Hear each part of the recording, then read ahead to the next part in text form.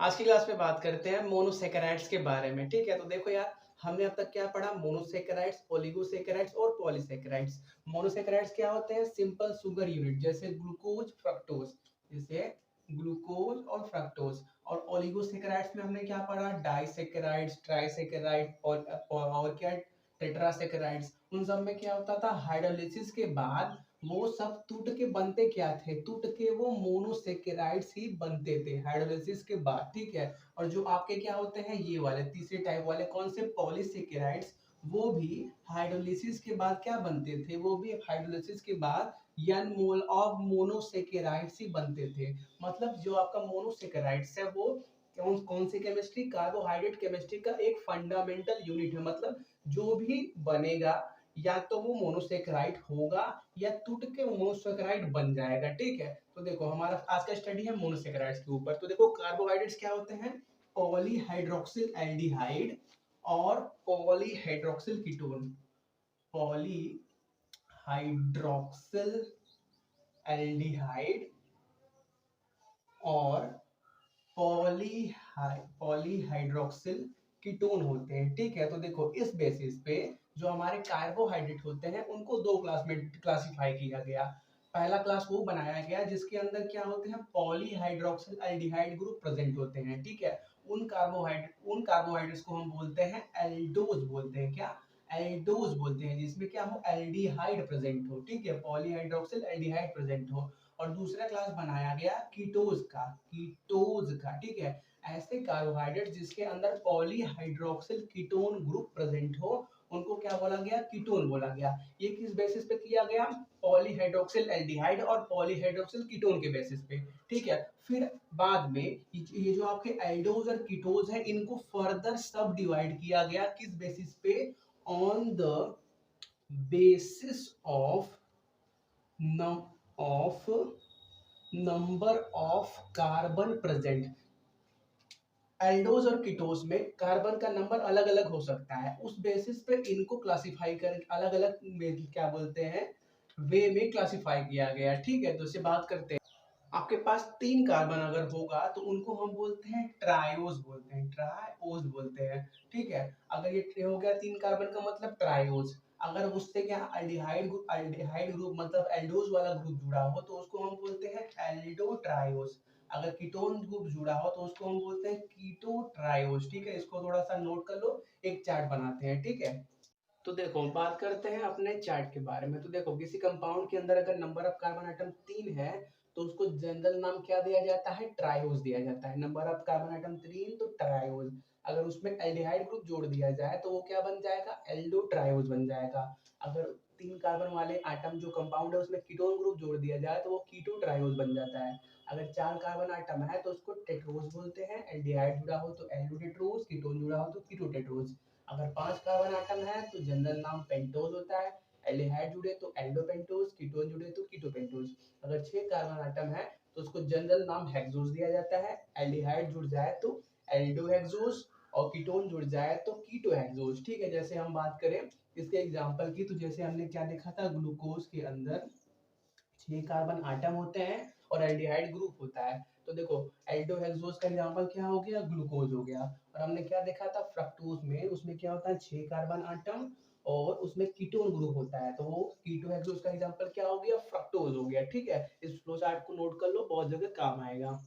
तो बात करते हैं हम एल्डोज के बारे में। ठीक है, जब किसी एल्डोज कार्बोहाइड्रेट में एल्डिहाइड ग्रुप जुड़ा हो तो उसको हम एल्डोज बोलते हैं। ठीक है, तो बात करते हैं इसके जनरल स्ट्रक्चर के बारे में। ठीक है, तो देखो आपका एल्डोज का जनरल स्ट्रक्चर COOH और यहाँ पे CHOH होल में N और नीचे क्या CH2OH ऐसा होता है। ठीक है, जब आप क्या करोगे N का वैल्यू 1 लोगे तो यहाँ पे ये 1 बनेगा तो नंबर ऑफ कार्बन आइटम कितने हो जाएंगे? 1 2 3 हो जाएंगे। और तीन कार्बन आइटम को हमने क्या नाम दिया? जनरल नाम ट्रायोज नाम दिया। क्या? ट्रायोज नाम दिया। ठीक है, ट्रायोज नाम दिया और एल्डोज ग्रुप जुड़ा हुआ है तो क्या नाम हो जाएगा? एल्डो ट्रायोज हो जाएगा। अगर हम नंबर ऑफ कार्बन आइटम 2 कर दे तो यहाँ पे 2 हो जाएगा, यहाँ पे 2 3 4 4 कार्बन हो गए तो उसको हमने क्या नाम दिया? उसको हमने टेट्रोज नाम दिया। और यहाँ पे एल्डोज ग्रुप जुड़ा है तो क्या बन जाएगा, एल्डो टेट्रोज बन जाएगा। ठीक है, जैसे हम क्या करें, इसमें नंबर ऑफ कार्बन आइटम कितने बना दें,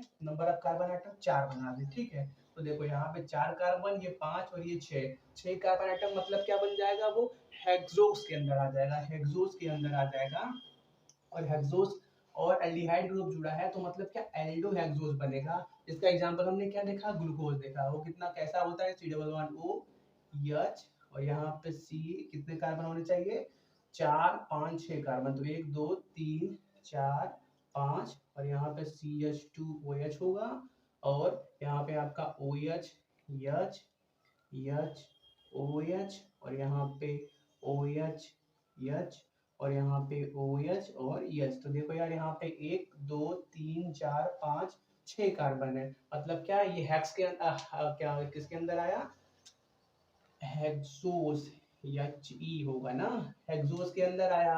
और यहाँ पे देखो एल्डिहाइड ग्रुप जुड़ा हुआ है, मतलब ये क्या, एल्डो हेक्सोस के अंदर आ गया। ठीक है, तो ये हो गया एल्डोस के बारे में। अब बात करते हैं किसके, कीटोस के बारे में। ठीक है, तो एक इम्पॉर्टेंट बात, जो आपका ये एल्डोस होता है उसमें जो n का वैल्यू होता है वो आपका कहाँ से कहाँ तक जा सकता है उसके बारे में बात करते हैं। ठीक है, तो n का वैल्यू 1 से लेके आप 5 तक क्या कर सकते हो, चेंज कर सकते हो। ठीक है, और हमने फ्लो चार्ट में भी देखा कि हमारे पास मैक्सिमम 6 कार्बन तक हमने बनाया था, तो उस हिसाब से हम बात कर रहे हैं। ठीक है, इसको नोट करो। बात करते हैं किसके बारे में, बात करते हैं कीटोस के बारे में। ठीक है, तो देखो कीटोस में क्या होगा, ऐसे कार्बोहाइड्रेट जिसमें क्या हो, कीटोन ग्रुप जुड़ा हो, उनको हम क्या बोलते हैं, कीटोस बोलते हैं। ठीक है, तो देखो जो आपके कीटोस होते हैं उनका जनरल स्ट्रक्चर कुछ ऐसा होता है, C+H CH2OH, और नीचे क्या, CHOH N, और क्या नीचे CH2OH। ठीक है, ये क्या हो गया, ये आपका कीटोज का जनरल स्ट्रक्चर है। ठीक है, इसमें क्या करोगे आप, n का वैल्यू अलग अलग चेंज करते रहोगे तो आपको अलग अलग कीटोज मिलता रहेगा। ठीक है,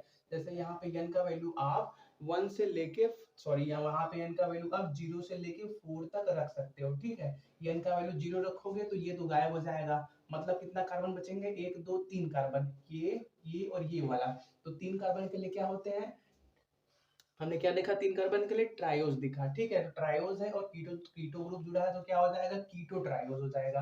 ठीक है, अब फिर अगर बात करें n का वैल्यू 1 के लिए तो उसमें क्या होगा, यहाँ पे ये 1 हो जाएगा, मतलब 1 2 3 4 कार्बन हो जाएंगे तो कीटो टेट्रोज बनेगा। ठीक है, n का वैल्यू 2 लोगे तो यहाँ पे 2 और 2 3 4 5 कार्बन हुए तो कीटो पेंटोज बनेगा।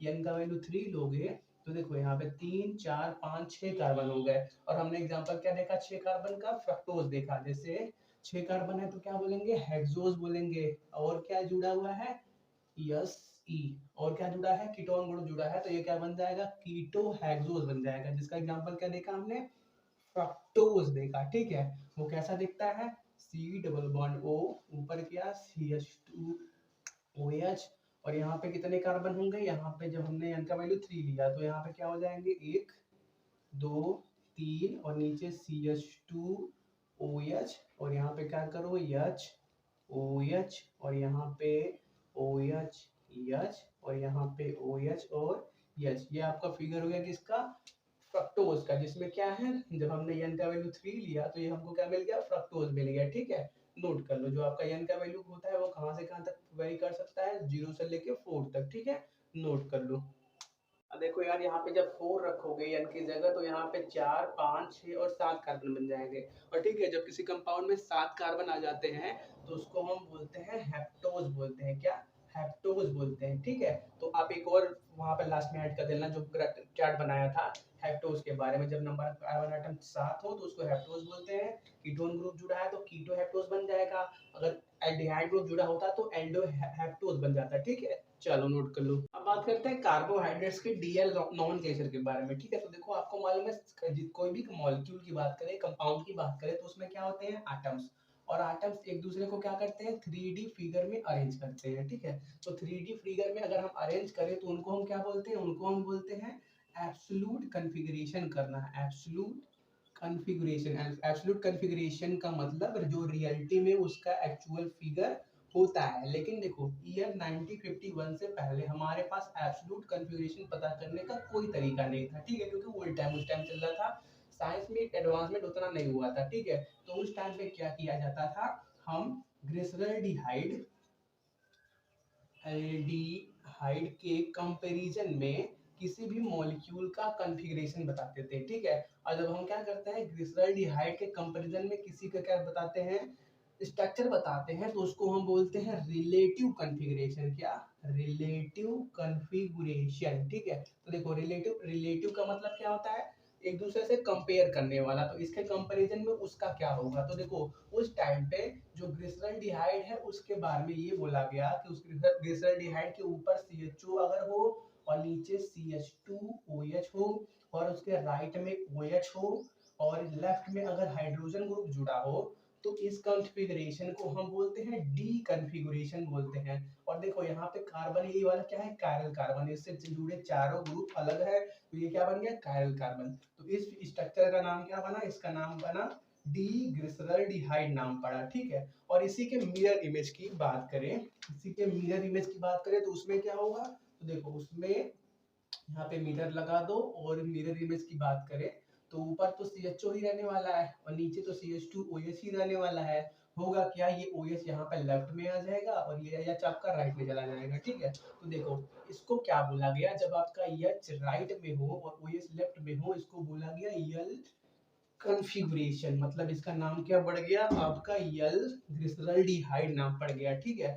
फिर ये बोला गया कि जितने भी अब कंपाउंड होंगे अगर उनके अंदर OH राइट में हो, H लेफ्ट में हो, तो वो डी टाइप का कॉन्फ़िगरेशन कहला जाएगा। और कोई कंपाउंड अगर उसमें H लेफ्ट राइट में हो और OH लेफ्ट में हो, तो उसको हम क्या बोलेंगे, यल टाइप का कॉन्फ़िगरेशन। ये किसके रिस्पेक्ट में, ग्लिसरॉल्डिहाइड के रिस्पेक्ट में, ठीक है। तो देखो ये 3D का, ये सॉरी ये क्या है, एक 2D फिगर है, इसको हम क्या कर सकते हैं, प्लेन के अंदर ही ड्रॉ कर सकते हैं, ठीक है। तो ये बहुत ओल्ड टाइम का है लेकिन बहुत जगह यूज होता है, ठीक है। तो इनको नोट कर लो। हाँ, एक इंपॉर्टेंट पॉइंट देखो, ये डी ग्लिसरॉल्डिहाइड और एच ग्लिसरॉल्डिहाइड एक दूसरे के मिरर इमेज है। और जो एक दूसरे के मिरर इमेज होते हैं वो क्या होते हैं, नॉन, एक दूसरे के non super imposable mirror image हैं। देखो मिरर इमेज होते हैं या है, देखो यहाँ पे देखो अगर हम क्या करें, इसको उठा के इस पे रखना चाहे तो ये OH है यहाँ पे जाएगा, ठीक है। मतलब क्या, इसको हम उठा के एग्जैक्टली इस पे फिट नहीं करा सकते हैं, उनको हम क्या बोलते हैं, non super imposable mirror image बोलते हैं, ठीक है। और जो भी आपके non super imposable mirror image होते हैं उनको हम क्या बोलते हैं, उनको हम इनैंसियोमर्स बोलते हैं, इनैंसियोमर्स, TROMERS, जो एक दूसरे के मिरर इमेज होते हैं, ठीक है। अगर क्या हो जाए, अगर हम दो चीज को, जैसे ये है और ये है, इनको एक दूसरे पे बैठा दें तो एग्जैक्टली बैठ गया ना, तो इनको हम बोलते हैं सुपर इम्पोजिबल इमेज। और उनको हम क्या बोलते हैं, जो एक दूसरे के सुपर इम्पोजिबल होते हैं, मतलब एक दूसरे पे बैठने वाले, उनको हम बोलते हैं डाई स्टीरियोमर्स बोलते हैं, डाई स्टीरियोमर्स बोलते हैं, ठीक है। इनका काम यहाँ पे नहीं था, बस वैसे ही थोड़ा सा नॉलेज, ठीक है।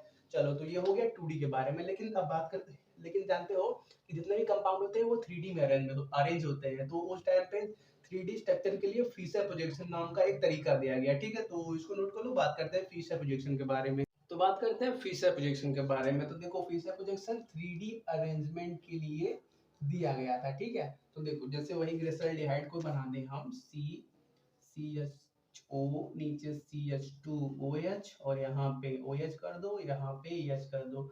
अगर आप क्या करो, H को यहाँ पे रखो, OH को यहाँ रखो, वहां पे भी सेम रूल लगेगा, ठीक है। देखो उन्होंने ये बोला कि जो आपका कायरल कार्बन है वो प्लेन के अंदर होगा, क्या, प्लेन के अंदर होगा। और जो आपका ये दोनों हॉरिजॉन्टल बॉन्ड है, और जो भी ये हॉरिजॉन्टल बॉन्ड है ये ऑब्जर्वर की तरफ निकले हुए होंगे। देखो ये हॉरिजॉन्टल बॉन्ड होते हैं, और देखो ये हॉरिजॉन्टल, ये वर्टिकल, तो ये हॉरिजॉन्टल बॉन्ड हो गए।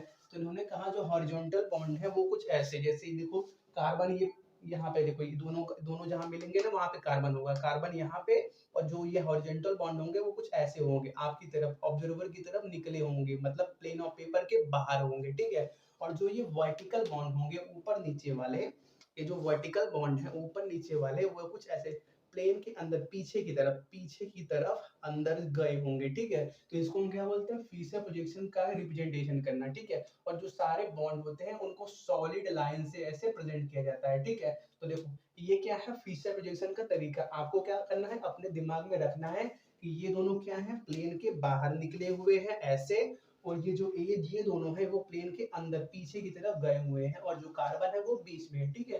तो यही हो गया हमारा फीचर प्रोजेक्शन, ठीक है, नोट कर लो।